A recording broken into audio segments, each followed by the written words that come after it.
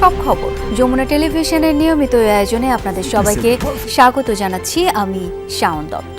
ঢাকা বিশ্ববিদ্যালয়ে জাতীয় কবি কাজী নজরুল ইসলামের সমাধির পাশে দাফন করা হয়েছে শরীফ ওসমান হাদীকে। জানাজা শেষে হাদীর মরদেহ নিয়ে যাওয়া হয় ঢাকা বিশ্ববিদ্যালয়ের কেন্দ্রীয় মসজিদে। মরদেহবাহী গাড়ি থেকে হাদীকে নিয়ে যাওয়া হয় জাতীয় কবির সমাধির পাশে কবরে। সেখানে শায়িত করা হয় ইনকিলাব মঞ্চের মুখপাত্র হাদীকে। এ সময় পুরো এলাকায় শোকাবহ পরিবেশ তৈরি হয়। ওসমান হাদীর দাফন ঘিরে বিশ্ববিদ্যালয় এলাকায় অপ্রীতিকর পরিস্থিতি এড়াতে আইন শৃঙ্খলা রক্ষাকারী বাহিনী সতর্ক অবস্থান নেয়। এ সময় হাদীর স্বজন, সহপাঠী, অনুসারী সহ বিভিন্ন শ্রেণী পেশার মানুষ সেখানে উপস্থিত ছিলেন।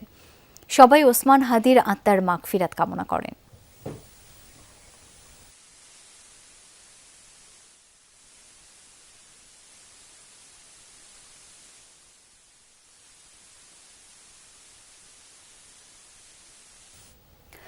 ভালোবাসা আর অশ্রুসিক্ত নয়নে বিপ্লবীর বিদায়।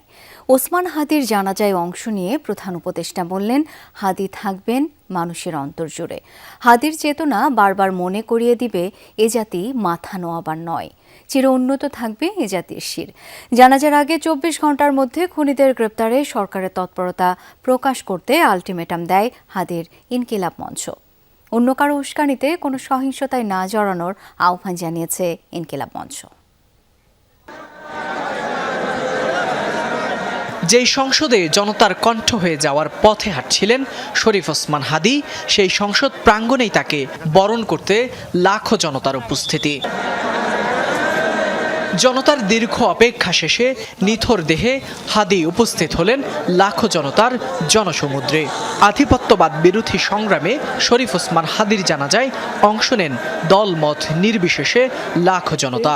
আমি ইনকিলাব মঞ্চের নেতৃবৃন্দ জানাজার আগে হাদীকে খুনের পেছনে একজন নয়, একটি চক্র কাজ করছে বলে অভিযোগ করেন ইনকিলাব মঞ্চের সদস্য সচিব। ২৪ ঘন্টার মধ্যে খুনিকে ধরতে সরকারের তৎপরতা জাতির সামনে প্রকাশ করার দাবিও জানান তিনি।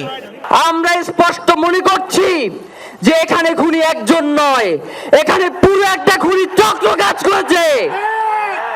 আমরা খুনের পরিকল্পনাকারী, খুনের সহায়তাকারী এবং পুরো খুনি চক্রকে বিচারের আওতায় নিয়ে আসতে হবে এবং আগামী ২৪ ঘন্টার মধ্যে স্বরাষ্ট্র উপদেষ্টা এবং সহকারী উপদেষ্টা খোদাবক্স তাদেরকে জনতার সম্মুখে এসে তারা এই খুনের ব্যাপারে গত এক সপ্তাহ ধরে কি পদক্ষেপ নিয়েছে তা জনসম্মুখে জানাতে হবে। প্রধান উপদেষ্টা বলেন, হাদীকে বিদায় দিতে নয়, এই উপস্থিতি হাদীর প্রতি ওয়াদাবদ্ধ হতে। প্রফেসর ইউনূস বলেন, হাদী হারিয়ে যাবে না, তার মন্ত্র নিয়ে এগিয়ে যাবে বাংলাদেশ। আমরা আজকে তোমাকে প্রিয় হাদী বিদায় দিতে আসিনি। আমরা তোমার কাছে আমরা ওয়াদা করতে এসেছি। তুমি যা বলে গেছো সেটা যেন আমরা পূরণ করতে পারি, সেই ওয়াদা করার জন্য আমরা একত্র হয়েছি। তুমি আমাদেরকে এমন এক মন্ত্র কানে দিয়ে গেছো, সেই মন্ত্র বাংলাদেশের কেউ কোনোদিন ভুলতে পারবে না এবং এই মন্ত্র চিরদিন আমাদের কানে বাঁচতে থাকবে। দুপুর ২টা ১৫ শুরু হয় জানাজার নামাজ। ইমামতি করেন শহীদ ওসমান হাদীর বড় ভাই মাওলানা আবু বকর।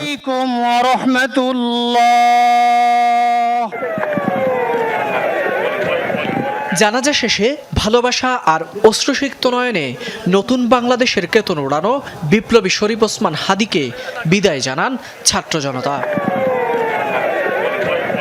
ফয়সাল মাহমুদ, যমুনা নিউজ, ঢাকা।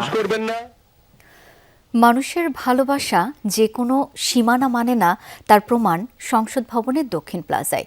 ওসমান হাদীর জানাজায় তিল ধারণের ঠাঁই ছিল না। দলমত আর রাজনীতির ঊর্ধ্বে উঠে মানুষের বিপদে পাশে দাঁড়ানো এক অমায়িক প্রাণকে শেষবারের মতো দেখতে আসা মানুষের অঝোর কান্না। পুরো এলাকায় তৈরি হয় শোকাবহ পরিবেশ। বিস্তারিত জানবো আখলাকুস সাফার কাছে। এ কি শুধু একজনের জানাজা, নাকি প্রিয়জনকে হারানোর আর্তনাদে ফেটে পড়া কোনো জনসমুদ্র? সংসদ ভবনের দক্ষিণ প্লাজা ছাড়িয়ে মানুষের ঢল ফার্মগেট, বিজয় সরণি, ধানমন্ডি, শ্যামলী পর্যন্ত। কারো চোখে অঝোর ধারা, কারো স্তব্ধ দৃষ্টি আকাশ পানে। ওসমান হাদির এভাবে চলে যাওয়ায় যেন থমকে গেছে পুরো শহর। রাজনীতি বা মতাদর্শের ঊর্ধ্বে উঠে মানুষ কেবল ভালোবেসেই সমবেত হয় এই প্রাঙ্গণে। তার কাছ থেকে অনেক কিছু নেওয়ার ছিল, আমাদের তার কাছ থেকে শিখতে হবে, বা তার যে আদর্শগুলো ছিল সেগুলো আমাদের ধারণ করতে হবে। স্বাধীন বাংলাদেশের সর্বশ্রেষ্ঠ সন্তানদের একজন হচ্ছে আমাদের হাদি ভাই, যাকে আমরা হারিয়ে ফেললাম। আমরা সবসময় বলি আমাদের দেশে হবে সেই ছেলে কবে। হাদি ভাই অনেক হাদি তৈরি করে গেছে, আমাদের প্রত্যাশা আমরা আর হারিয়ে যাব না। সরকারের কাছে আমরা বিচার চাবো, হাদি ভাইয়ের খুনিকে বাংলার মাটিতে যেন বিচার করে। আমার মনে হয় কি পুরো নিজের ভাই মারা গেছে, মানে এত আমাদের কষ্ট লাগছে।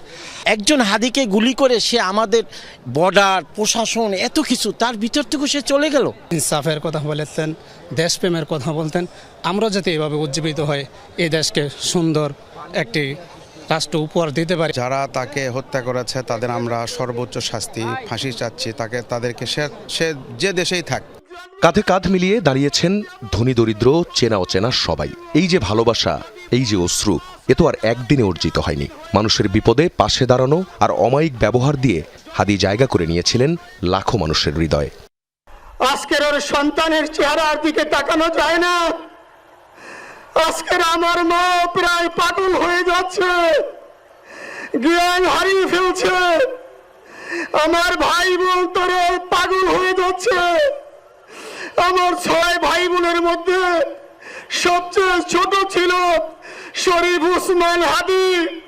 আজকের তার লাশ আমার কাঁধে বহন করতে হচ্ছে।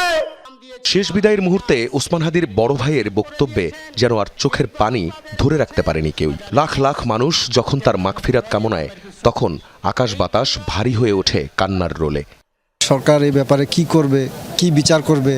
তার সন্তান আছে, তার পরিবার আছে। আমাদের অন্তরের অন্তঃস্থল থেকে তার প্রতি ভালোবাসা এবং আজকে এই লক্ষ মানুষের যে আয়োজন, সে আয়োজন দেখে আমি আমার জীবনের এই প্রথম আমি এত বড় আয়োজন দেখলাম। কিছু মানুষ মরেও অমর হয়ে থাকেন তাদের কর্মে, মানুষের স্মৃতিতে। ওসমান হাদি চলে গেছেন ঠিকই, কিন্তু রেখে গেছেন এক বিশাল শোকাতুর পরিবার, যে পরিবারের সদস্য আজ এই লাখো জনতা।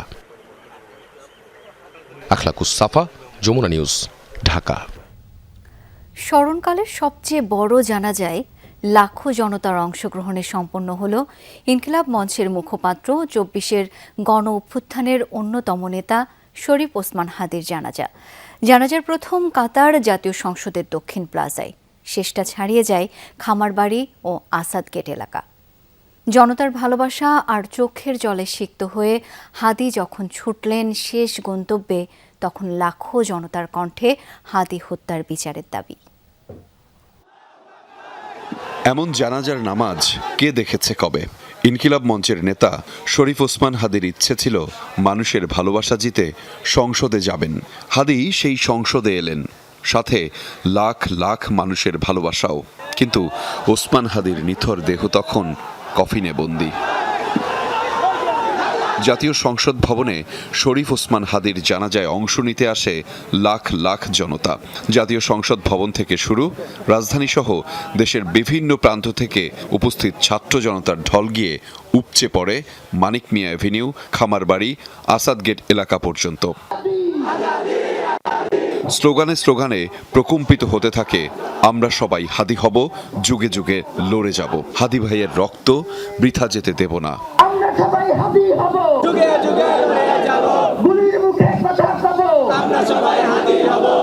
আকাশ থেকে দেখলে মানুষের উপস্থিতি ছাড়া কিছুই মিলবে না। সাধারণের এমন উপস্থিতি স্মরণকালে কি দেখা গেছে?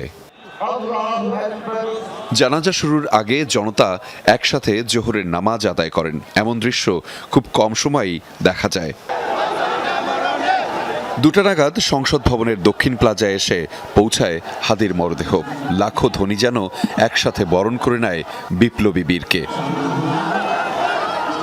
এরই মধ্যে আসেন প্রধান উপদেষ্টা সহ সরকারের বিভিন্ন দপ্তরের উপদেষ্টারা।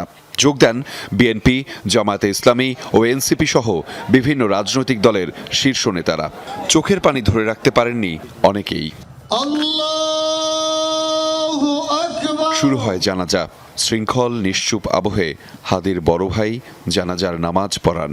অশ্রুসজল চোখে আল্লাহর দরবারে উপস্থিত জনতার ফরিয়াদ।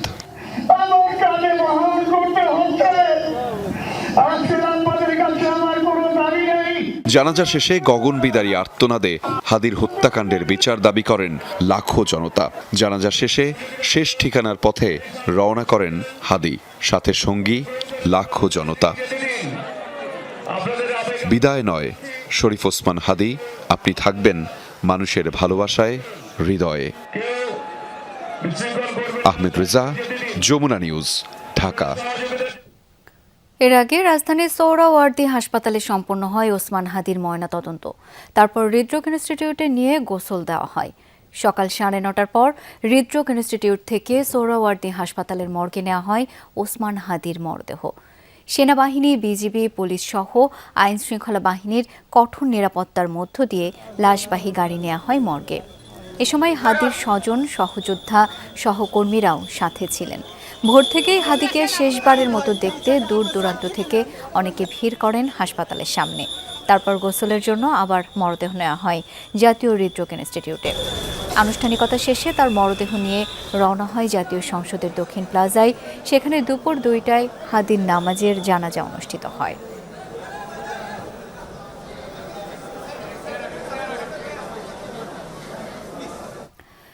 ইনকিলাব মঞ্চের মুখপাত্র শরীফ ওসমান হাদির মৃত্যুতে আজ একদিনের রাষ্ট্রীয় শোক পালন করছে জাতি। সব সরকারি, আধা সরকারি ও স্বায়ত্তশাসিত প্রতিষ্ঠান, শিক্ষা প্রতিষ্ঠান এবং বিদেশে বাংলাদেশের মিশনে জাতীয় পতাকা অর্ধনমিত রাখা হয়েছে। এর আগে শুক্রবার ওসমান হাদির রুহের মাগফিরাত কামনায় দেশের মসজিদগুলোয় বিশেষ দোয়া ও মোনাজাত অনুষ্ঠিত হয়। অন্য ধর্মীয় প্রতিষ্ঠানেও তার আত্মার শান্তির জন্য বিশেষ প্রার্থনা করা হয়। বৃহস্পতিবার রাত 9:30টায় জাতির উদ্দেশ্যে দেয়া ভাষণে ওসমান হাদির মৃত্যু সংবাদ নিশ্চিত করেন প্রধান উপদেষ্টা ডক্টর মোহাম্মদ ইউনূস। সেই সময় শুক্রবার সারা দেশে দোয়া ও প্রার্থনার আহ্বান জানান তিনি। একই সাথে শনিবার একদিনের রাষ্ট্রীয় শোক ঘোষণা করেন। পরে অন্তর্বর্তী সরকারের জারিকৃত প্রজ্ঞাপনেও রাষ্ট্রীয় শোকের বিষয়টি প্রকাশ করা হয়।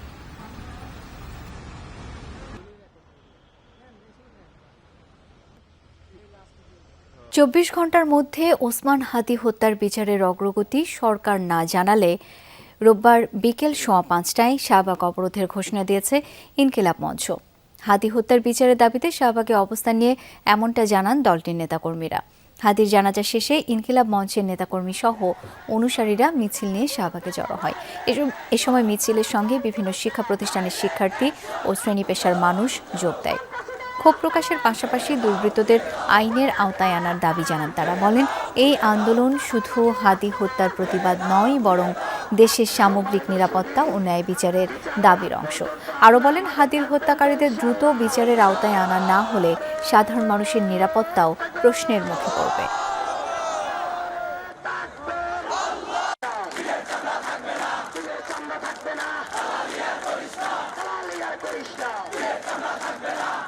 আগামী 24 ঘন্টার মধ্যে ওসমান হাদিকে যারা খুন করেছে, খুনের পরিকল্পনা করেছে, খুনিদেরকে আশ্রয় দিয়েছে, খুনের সহায়তা করেছে, প্রত্যেককে গ্রেফতার করে বিচারের মুখোমুখি করতে হবে। এবং এই যে বিগত 172 ঘন্টা সরকারের পক্ষ থেকে কি কি পদক্ষেপ নেওয়া হয়েছে আমরা জানতে চাই। দর্শক, এই মুহূর্তে শাহবাগে রয়েছেন আমাদের সহকর্মী তানভীর মৌসুম। যাচ্ছি তার কাছে। তানভীর, শাহবাগে এখন মানুষের উপস্থিতি কেমন দেখছেন? হাদির অনুসারীরা কি বলছেন? শাওন, এখন শাহবাগের যান চলাচল স্বাভাবিক, তবে মানুষের উপস্থিতি গুচ্ছভাবে শাহবাগের কিছু কিছু জায়গায় বিচ্ছিন্নভাবে রয়ে গেছে। আমি একটু শাহবাগের বর্তমান চিত্রটা দেখাতে চাই যে আসলে এখানে এখনকার কি অবস্থা। সেখানে আমরা দেখতে পাচ্ছি যে যান চলাচল স্বাভাবিক, একই সাথে যান চলাচল স্বাভাবিকের পাশাপাশি আমরা দেখতে পাচ্ছি যে এখানে যে গণপরিবহনগুলো আছে, বড় বড় বাস, যাত্রীবাহী যে বাসগুলো, সেগুলোও কিন্তু আসলে এখন চলাচল শুরু করে দিয়েছে, যেটি আসলে ওসমান হাদিকে দাফন করার পর কিন্তু আমরা দেখেছিলাম যেখানে একটি বিশাল জনসমাবেশের সৃষ্টি হয়েছিল। এবং সেটির পর আমরা দেখি যে সেই জনসমাবেশটি 5:20 নাগাদ শেষ হয়ে যায় এবং এরই মধ্যে সেই বিকাল 5:20 এই সময়ের মধ্যেই কিন্তু তখন সবাই যেতে শুরু করে এবং আমরা দেখছি যে এখনও আসলে রাস্তার বিপরীত পাশে এবং রাস্তার এপাশেও বিভিন্ন জায়গায় এখনও অনেকে রয়ে গেছে যারা আসলে সকাল থেকেই এই শহীদ ওসমান হাদির যে জানাজা সেই জানাজা থেকে শুরু করে দাফন কাফনে অংশ নেওয়া থেকে শুরু করে অর্থাৎ জানাজার পর শাহবাগ আসা পর্যন্ত ঢাকা বিশ্ববিদ্যালয় প্রাঙ্গণে আসার পর থেকে এখনও কিন্তু তারা রয়ে গেছেন শাহবাগে, তারা শাহবাগ আসলে ছাড়ছেন না এবং আসলে তাদের যে অবস্থা এবং তাদের ভিতরকার যে আবেগ, সে আবেগটি দেখে কিন্তু বোঝা যাচ্ছে যে আসলে এখনও তারা শান্ত হতে পারছেন না এবং তারা শান্ত হতে পারছেন না কারণ তারা এখনও এই হাদির হত্যাকারীদেরকে খুঁজে পাওয়া যায়নি এবং হাদির হত্যার সুষ্ঠু বিচার সেটিও কিন্তু এখনও নিশ্চিত হয়নি এবং সেই জনসমাবেশে কিন্তু ইনকিলাব মঞ্চের মুখপাত্র কথা বলছিলেন এবং সেখানে তিনি 24 ঘন্টার একটি আলটিমেটাম দিয়েছেন এবং সেই 24 ঘন্টার আলটিমেটামে তিনি বলেন আগামী 24 ঘন্টার মধ্যে যদি সরকার না জানায়, বিশেষ করে স্বরাষ্ট্র মন্ত্রণালয় এবং স্বরাষ্ট্র উপদেষ্টা এবং তার সহকারী যারা আছেন তারা যদি না জানায় যে এই গত 7 দিন তারা আসলে এই বিচার কার্যটিকে এগিয়ে নিয়ে যাওয়ার জন্য কি কি করেছেন সেই আপডেটটি যদি না জানায়, এই গত 7 দিন তারা কি করেছেন সেটি যদি তারা না জানান, সেক্ষেত্রে তারা কিন্তু আবারও আগামীকালকে বিকেল 5:15টার পর এখানে আবার এসে তারা এই জনসমাবেশ করবেন এবং আবার তারা এই শাহবাগকে অচল করে দেবেন এবং সেটি কিন্তু আসলে আমরা দেখেছি যে ইনকিলাব মঞ্চের মুখপাত্র তিনি কিন্তু বলছিলেন যে বিশাল জনসমাগম, যে বিশাল মানুষের যে উপস্থিতি ছিল সেখানে কিন্তু ইনকিলাব মঞ্চের তরফ থেকে বলা হয়েছে যে আজকের দিনে সবাই একটু বিশ্রামে যাক এবং সরকারকে কিন্তু বারবার এই বিষয়টি বলা হয়েছে এবং সরকারের বিভিন্ন উপদেষ্টা এবং সরকারের বিভিন্ন মহলকেও কিন্তু আসলে অভিযুক্ত করা হয়েছে এবং বলা হয়েছে আলাপের শুরুটা হবে বিচারের মাধ্যমে, বিচার নিশ্চিত করার মাধ্যমে। বিচার যদি নিশ্চিত না করা হয় তাহলে সেক্ষেত্রে সরকারের সাথে কোনো আলাপেই যাবে না ইনকিলাব মঞ্চ এবং যারা ওসমান হাদির যারা সতীর্থ রয়েছেন তারা। শাওন। তানভীর, ধন্যবাদ আপনাকে। দর্শক, উদীচী শিল্পগোষ্ঠীর কার্যালয়ে শুক্রবার রাতে অগ্নিসংযোগের ঘটনার প্রতিবাদে রাজধানীতে বিক্ষোভ ও মশাল মিছিল করছেন সংগঠনের নেতাকর্মীরা। সেখানে রয়েছেন সহকর্মী রাজীব আহমেদ, সরাসরি যাব তার কাছে। রাজীব, উদীচীর মশাল মিছিলে কারা অংশ নিয়েছেন, কি বলছেন তারা?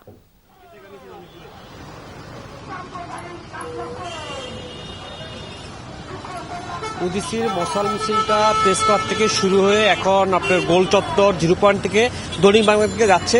আমরা সেই মিছিলটি ফলো করতেছি। তাদের এই বিক্ষোভ মশাল মিছিলের মধ্যে তারা জানাচ্ছেন যে হাদির হত্যার বিচার এবং ডেইলি স্টার, প্রথম আলো, উদীচীর উপরে যে অগ্নিসংযোগ বা হামলা করা হয়েছে তার বিচারের দাবিতে তারা এই বিক্ষোভ মিছিল করছেন এবং আমরা দেখতে পাচ্ছি যে এখানে বিভিন্ন মাধ্যমে তাদের এই দাবি তারা জানাচ্ছেন এবং তারা বলছেন যে সারা দেশে অগ্নিসংযোগ এবং বাংলাদেশের 2টি গণমাধ্যমের উপরে হামলা এবং সাংস্কৃতিক কর্মী এবং উদীচীর উপর যে হামলা হয়েছে তারা এর সুষ্ঠু বিচার চান এবং সেই সাথে ওসমান হাদিকে যে হত্যা করা হয়েছে তারও সুষ্ঠু বিচার তারা দাবি করছেন এখানে এবং তারা বলছেন এই ধরনের সহিংসতা বাংলাদেশের জন্য কখনোই কাম্য নয় এবং এদেরকে যারা জড়িত এইসব কর্মকাণ্ডের সাথে তাদেরকে আইনের আওতায় এনে দ্রুত শাস্তি দেওয়ার দাবি তারা জানাচ্ছেন এবং তারা বলছেন বাংলাদেশে সাম্প্রদায়িকতা যে নষ্ট করার ক্ষেত্রে তারা সাম্প্রদায়িকতা নষ্ট করার ক্ষেত্রে যে কেউ কোনো কাজে না লাগাতে পারে সেই জন্য তারা এই ধরনের বিক্ষোভ করছে এবং তারা বলছেন যে করেই হোক এই ধরনের অগ্নিকাণ্ড এবং হামলা যারা করছেন তাদেরকে আইনের আওতায় এনে তাদের শাস্তি নিশ্চিত করার দাবি জানিয়েছেন। রাজীব, ধন্যবাদ আপনাকে। লন্ডন সফর সংক্ষিপ্ত করে দেশে ফিরে হৃদরোগ ইনস্টিটিউটে গিয়ে শরীফ ওসমান হাদির মরদেহ দেখেন ও দোয়া করেন জামায়াতে ইসলামীর আমির ডাক্তার শফিকুর রহমান। সকালে হযরত শাহজালাল আন্তর্জাতিক বিমানবন্দর থেকে সরাসরি জাতীয় হৃদরোগ ইনস্টিটিউটে যান জামাতের আমির। হিমাগারে রাখা শহীদ শরীফ ওসমান হাদির মরদেহের সামনে কিছুক্ষণ নীরবে দাঁড়িয়ে শ্রদ্ধা জানান ও দোয়া করেন। ডাক্তার শফিকুর রহমান বলেন, দেশের এই বীর সন্তানকে সর্বোচ্চ সম্মান জানানো দেশবাসীর দায়িত্ব। তার স্বপ্নের বাংলাদেশ বিনির্মাণের দায়ভারও সবার। শহীদ ওসমান হাদি বাঙালি ঐক্যের প্রতীক। পরে শরীফ ওসমান হাদির রুহের মাগফিরাত কামনায় দোয়া করা হয়। এ সময় জামায়াতের আমিরের সঙ্গে উপস্থিত ছিলেন সংগঠনের সেক্রেটারি জেনারেল মিয়া গোলাম পরোয়ার, কেন্দ্রীয় নির্বাহী পরিষদ সদস্য মোহাম্মদ মোবারক হোসাইন ও ঢাকা 17 আসনে জামায়াত ইসলামের মনোনীত প্রার্থী ডাক্তার এস.এম. খালিদুজ্জামান। তারেক রহমানের স্বদেশ প্রত্যাবর্তনের আগে দেশের পরিস্থিতি ঘোলাটে করতে দেশবিরোধী শক্তি ওসমান হাদিকে হত্যা করেছে বলে অভিযোগ করেছেন বিএনপির স্থায়ী কমিটির সদস্য মির্জা আব্বাস। অভিযোগ করেন সরকার বিএনপির সহযোগিতার প্রস্তাব ফিরিয়ে দিয়ে অপশক্তির সাথে হাত মিলিয়ে এখন দেশ ধ্বংসের চক্রান্তে লিপ্ত। আর সালাউদ্দিন আহমেদ বলেছেন, নৈরাজ্য করে নির্বাচন পেছানোর কোনো সুযোগ নেই। ভারপ্রাপ্ত চেয়ারম্যান তারেক রহমানের স্বদেশ প্রত্যাবর্তন উপলক্ষে ঢাকা মহানগর দক্ষিণ বিএনপি আয়োজন করে এই প্রস্তুতি সভার, যেখানে দক্ষিণ বিএনপির নেতাকর্মীদের পাশাপাশি অংশ নেন ধানের শীষের মনোনীত 7 জন প্রার্থী। এ সময় নেতাকর্মীদের শৃঙ্খলার সাথে 300 ফিট সড়কে অংশ নেয়ার নির্দেশনা দেওয়া হয়। বলা হয়, পরিস্থিতি ঘোলাটে হয় এমন সব ঘটনা রুখে দেওয়ার। জানিয়ে দেওয়া হয় তারেক রহমানের এয়ারপোর্ট থেকে বাসায় ফেরার রুট। কাকলী ফ্লাইওভারের উপর দিয়ে আমরা 300 ফিট হয়ে সেখানে আমরা সমবেত হবে বাংলাদেশের লক্ষ কোটি জনতা। প্রিয় নেতৃবৃন্দ, আমাদের প্রিয় নেতা জনাব তারেক রহমান সেখানে জাতির উদ্দেশ্যে আমাদের উদ্দেশ্যে বক্তব্য রাখবেন। বক্তব্য শেষ করার পরে সেখান থেকে উনি আমাদের প্রিয় নেত্রী দেশনেত্রী বেগম খালেদা জিয়াকে দেখতে এভার কেয়ারে যাবেন। অনুষ্ঠানে বিএনপির স্থায়ী কমিটির সদস্য মির্জা আব্বাস বলেন, তারেক রহমানকে স্বাগত জানাতে প্রস্তুত দেশ। তিনি ফিরলেই দেশে ফিরবে গণতন্ত্র। আমাদের নেতা দেশে আসছেন মানে হলো গণতন্ত্র দেশে ফেরত আসছে, এই কথাটা মাথায় রাখতে হবে। উনি গণতন্ত্র নিয়ে আসছেন, উনি গণতন্ত্র প্রতিষ্ঠা করবেন। এ সময় সাম্প্রতিক ইস্যুতে সরকারের সমালোচনা করেন মির্জা আব্বাস। বলেন, হাদির উপর হামলার পর যা কিছু হয়েছে সবই সাজানো ছক। আমাদের নেতা আসবেন, তারা হাদিকে হত্যা করলো, তারপরে পরপর কয়েকটি ধারাবাহিকভাবে কতগুলি ঘটনা ঘটলো। মনে হলো সাজানো একটা ছক। কোনো হঠকারী কার্যক্রম ঢাকা শহরে আমরা হতে দেব না। যারা করতে আসবে তাদেরকে আমরা ইনশাল্লাহ প্রতিহত করব। এই সরকার প্রধানের সঙ্গে দেখা করতে গিয়েছি, সহযোগিতার হাত প্রসারিত করেছি, কিন্তু আপনারা সেই সহযোগিতার হাত গ্রহণ করেন নাই।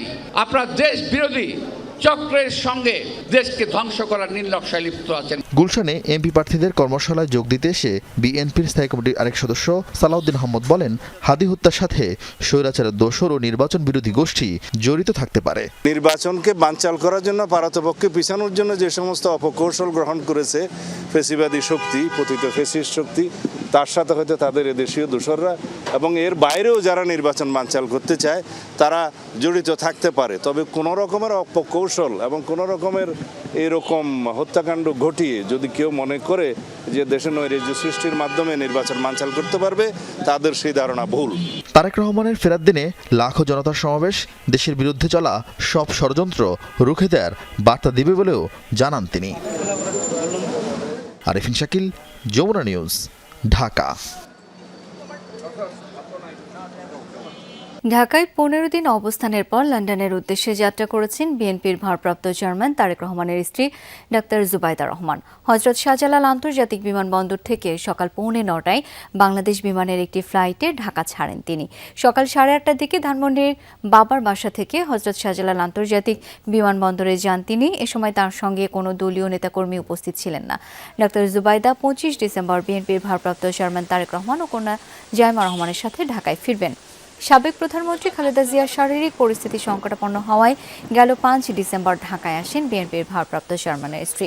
গত 15 দিন তিনি খালেদা জিয়ার চিকিৎসার দেখভাল করেন। বর্তমানে খালেদা জিয়ার শারীরিক পরিস্থিতি কিছুটা উন্নতি হওয়ায় লন্ডন ফিরে যাচ্ছেন তিনি।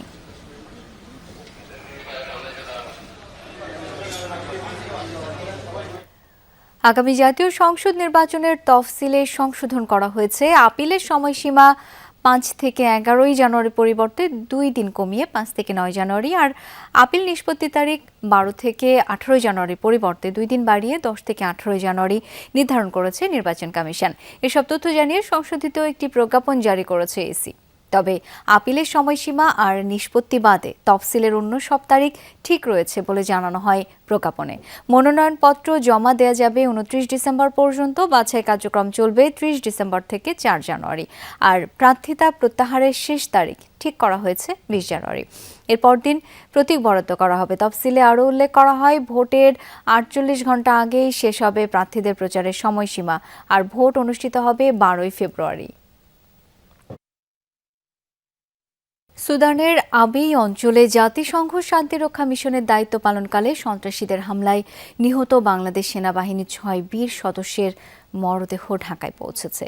লাল সবুজের পতাকায় মোড়ানো 6 কফিন সকাল 11টা 4 মিনিটে শাহজালাল আন্তর্জাতিক বিমানবন্দরে পৌঁছায়।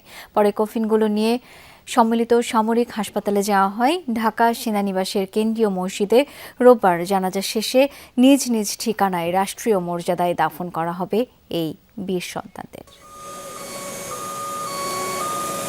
লাল সবুজের পতাকা মোড়ানো এক একটা কফিনে বীরত্বের ভিন্ন ভিন্ন গল্প। দায়িত্বরত অবস্থায় প্রাণ হারিয়েছেন এই 6 জন সেনা সদস্য। এই ঘটনা একই সঙ্গে শোক আর গর্বের। বেলা 11টার কিছু পর শাহজালাল আন্তর্জাতিক বিমানবন্দরে পৌঁছায় বীর শহীদদের কফিনবাহী বিমান। মরদেহ হস্তান্তরের সময় উপস্থিত ছিলেন বাংলাদেশ সেনাবাহিনীর chief of general staff lieutenant general Mizanur Rahman Shamim. এ সময় শহীদদের স্মরণে 1 মিনিট নীরবতা পালন করেন উপস্থিত সেনা সদস্যরা। বাংলাদেশ সময় শুক্রবার সন্ধ্যা 7টায় উগান্ডার অ্যান্টেব বিমানবন্দর থেকে ঢাকার উদ্দেশ্যে রওনা হয় মরদেহবাহী বিমান। গেল 13 ডিসেম্বর সুদানের জাতিসংঘের শান্তিরক্ষা লজিস্টিক বেইজ লক্ষ্য করে ড্রোন হামলা চালায় বিচ্ছিন্নতাবাদী সশস্ত্র গোষ্ঠী। প্রাণ হারান সেনাবাহিনীর 6 সদস্য। আহত হন 9 জন শান্তিরক্ষী। আহতরা বর্তমানে কেনিয়ায় চিকিৎসাধীন। সেনাবাহিনীর পক্ষ থেকে জানানো হয়েছে আহতরা এখন শঙ্কামুক্ত। গত সোমবার সুদানে United Nations Interim Security Force for আবেইয়ের সদর দপ্তরে আত্মত্যাগকারী 6 বাংলাদেশি শান্তিরক্ষীর প্রতি সম্মান জানায় জাতিসংঘ। মর্মান্তিক এই ঘটনার তীব্র নিন্দা জানান জাতিসংঘের মহাসচিব অ্যান্টনিও গুতেরেস। নিহত সেনা সদস্যদের মরদেহ রাখা হয়েছে সম্মিলিত সামরিক হাসপাতালে। রোববার ঢাকা সেনানিবাসের কেন্দ্রীয় মসজিদে জানাজা শেষে হেলিকপ্টারে করে যার যার গ্রামের বাড়িতে যাবে মরদেহ। সেখানে যথাযথ সামরিক মর্যাদায় দাফন করা হবে বীর শহীদদের।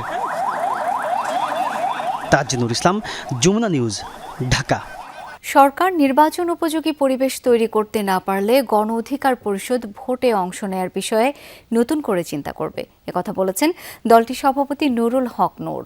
তিনি বলেন, গানম্যান বা অস্ত্রের লাইসেন্স দিয়ে দেশে নিরাপত্তা তৈরি হবে না। সকালে রাজধানীর বিজয়নগর থেকে ওসমান হাদি হত্যার প্রতিবাদে ও আসামিদের গ্রেপ্তারের দাবিতে শোক র্যালি বের করে গণ অধিকার পরিষদ। নুরুল হক নূর বলেন, প্রথম আলো, ডেইলি স্টারের সম্পাদকীয় নীতি কারো পছন্দ না হলে নিজেরা 10টা পত্রিকা বের করতে পারে। এভাবে নাশকতা করার পিছনে ষড়যন্ত্র রয়েছে। রাশেদ খান বলেন, নির্বাচনকে বানচাল করার জন্য গভীর ষড়যন্ত্র হচ্ছে। সরকারের মধ্যে একটা গ্রুপ আছে যারা মব সৃষ্টি করে। একজন হিন্দু যুবক তাকে কিভাবে পুড়িয়ে হত্যা করেছে, এটি অত্যন্ত ন্যাক্কারজনক। যারা এই কাজগুলো করছে, আমাদের মতো বিপ্লবীরা এইভাবে রাস্তায় জীবন দেব আর সিসি বলবেন এটি বিচ্ছিন্ন ঘটনা, এটির জন্য নির্বাচন থেমে থাকবে না। এই সমস্ত প্রহসন হলে কিন্তু আমরা নির্বাচনে যাব কিনা এই বিষয়ে আমরা রিথিঙ্কিং করব। একদিন বন্ধ থাকার পর আজ প্রকাশিত হয়েছে প্রথম আলো ও ডেইলি স্টারের ছাপা পত্রিকা। ওসমান হাদির মৃত্যুবরণের পর গেল বৃহস্পতিবার রাতে প্রথম আলো ও ডেইলি স্টার পত্রিকার অফিস উত্তেজিত জনতা হামলা চালিয়ে আগুন দিয়ে পুড়িয়ে দেয়। ভবন দুটো ক্রাইম সিনের আওতায় রেখেছে পুলিশের বিশেষ শাখা সিআইডি। এখন পর্যন্ত ক্ষয়ক্ষতির পরিমাণ জানা যায়নি। শনিবার ভবন দুটো পরিদর্শন করেন ডিএমপির ক্রাইম বিভাগের উপ পুলিশ কমিশনার তারেক জুবায়ের। পরে যমুনা টেলিভিশনকে বলেন, প্রথম আলো ও ডেইলি স্টারের কার্যালয়ের আর কোনো নাশকতা যেন না হয় সেজন্য সার্বিক নিরাপত্তা নিশ্চিতে কাজ করছে পুলিশ। কারওয়ান বাজার ও তার আশপাশের গণমাধ্যমের কার্যালয়গুলোর নিরাপত্তায় গোয়েন্দা নজরদারি রয়েছে বলে জানান তিনি। বেশ কয়েক প্ল্যাটুন ফোর্স ডিপ্লয় করা আছে। এছাড়াও আমাদের সহায়তা করার জন্য বিজিবি এবং র্যাবের ফোর্সও ডিপ্লয় করা আছে। তো আমরা চেষ্টা করছি যে এটার সার্বিক নিরাপত্তাটা নিশ্চিত করার জন্য। আশেপাশের এলাকাগুলো আমাদের নিরাপত্তা চাদরেই ঢাকা আছে। শিক্ষার্থীদের অংশগ্রহণে চট্টগ্রামে দ্বিতীয়বারের মতো অনুষ্ঠিত হয়েছে দীপ্ত প্রজন্ম মেধাবৃত্তি পরীক্ষা। সকাল 10টা থেকে 11:30 পর্যন্ত collegiate school, municipal model school এবং অপর্ণাচরণ সিটি কর্পোরেশন স্কুল এই 3 কেন্দ্রে পরীক্ষায় অংশ নেন 260টি স্কুলের প্রায় 3000 শিক্ষার্থী। কেন্দ্র পরিদর্শন করেন বিএনপির আন্তর্জাতিক বিষয়ক উপকমিটির সদস্য ইসরাফিল খসরু। সুপ্ত প্রতিভা অন্বেষণে এ ধরনের আয়োজনের গুরুত্ব তুলে ধরেন তিনি।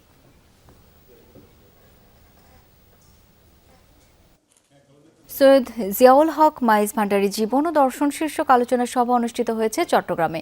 নগরীর 16 শহরে এলজিইডি মিলনায়তনে এই সভায় বক্তারা বলেন, বিশ্বজুড়ে অশান্তি অস্থিরতা দূর করে শান্তি প্রতিষ্ঠায় মানবপ্রেম ও সম্প্রীতির বিকল্প নেই। গুণীজনদের আদর্শ ও মানবতার সেবা ছড়িয়ে দেওয়ার আহ্বান জানান তারা। সভা শেষে 97তম খসরুল শরীফ উপলক্ষে মিলাদ মাহফিল এবং দেশ ও জাতির কল্যাণ কামনায় বিশেষ মোনাজাত অনুষ্ঠিত হয়।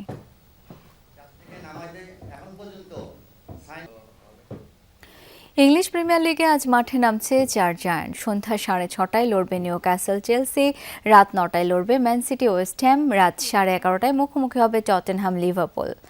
তবে রাত 2টায় মাঠে নামবে লিগের শীর্ষ দল আর্সেনাল। আর্তেতার দল আতিথ্য নেবে এভারটনের। পয়েন্ট টেবিলে শীর্ষস্থান ধরে রাখতে এই ম্যাচে জয় চায় গানাররা। সবশেষ 3 ম্যাচে 2 জয় পাওয়া দলটা বেশ ভালো ছন্দে আছে।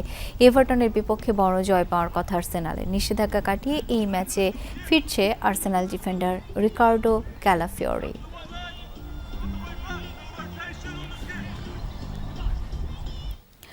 ওয়ানডে ও টেস্ট অধিনায়ক শুভমান গিলকে বাদ দিয়ে টি-20 বিশ্বকাপের জন্য দল ঘোষণা করেছে ভারত। ডিফেন্ডিং চ্যাম্পিয়নদের 15 জনের স্কোয়াডে জায়গা পেয়েছেন রিঙ্কু সিং ও ঈশান কিষান। এবারের বিশ্বকাপে ম্যান ইন ব্লুকে নেতৃত্ব দেবেন সূর্যা কুমার যাদব, তার ডেপুটি হিসেবে থাকছেন আকসার প্যাটেল।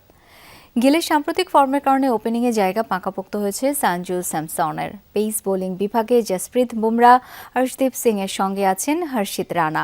পেস অলরাউন্ডার হার্দিক পান্ডিয়াও আছেন দলে। সেই সাথে বিশেষ অফ স্পিনার হিসেবে বিশ্বকাপে খেলতে যাচ্ছেন বরুণ চক্রবর্তী ও কুলদীপ যাদব।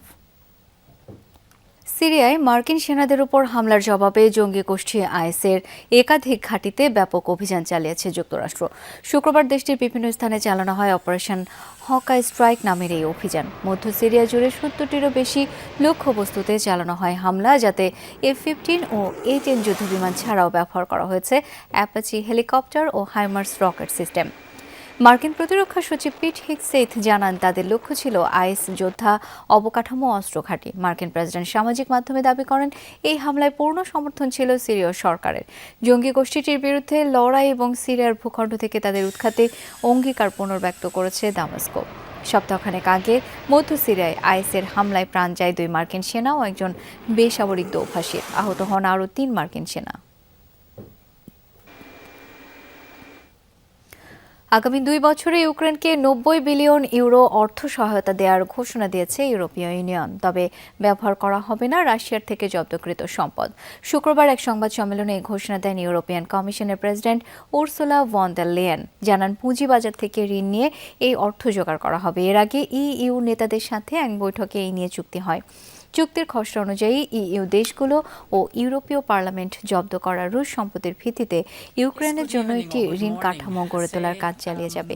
এই ঋণ ইউক্রেন কেবল তখনই পরিশোধ করবে যখন মস্কোর কাছ থেকে যুদ্ধে ক্ষতিপূরণ পাবে। ততদিন পর্যন্ত রুশ সম্পদগুলো জব্দ অবস্থায় থাকবে এবং প্রয়োজনে ওই ঋণ পরিশোধে সেগুলো ব্যবহারের অধিকার সংরক্ষণ করবে ইইউ। কলম্বিয়ায় গেরিলা গোষ্ঠী ELN-এর হামলায় প্রাণ হারিয়েছে দেশটির 7 সেনা, আরও 31 জন আহত। বৃহস্পতিবার রাতে সেইসার বিভাগের আগুয়া চিকার একটি সামরিক ব্যাটালিয়নে চালানো হয় এই হামলা। কলম্বিয়া সেনাবাহিনীর একটি পদাতিক ব্যাটালিয়ন ছিল টার্গেট। গুলি বর্ষণের পাশাপাশি ড্রোন থেকে বিস্ফোরক ছোড়া হয়। হাসপাতাল কর্তৃপক্ষ জানিয়েছে, চিকিৎসাধীন 16 সেনার মধ্যে 2 জনকে উন্নত চিকিৎসা কেন্দ্রে পাঠানো হয়েছে। 5 জনের অস্ত্রোপচার সম্পন্ন হয়েছে, যাদের মধ্যে 4 জন এখনও নিবিড় পরিচর্যায় রয়েছেন।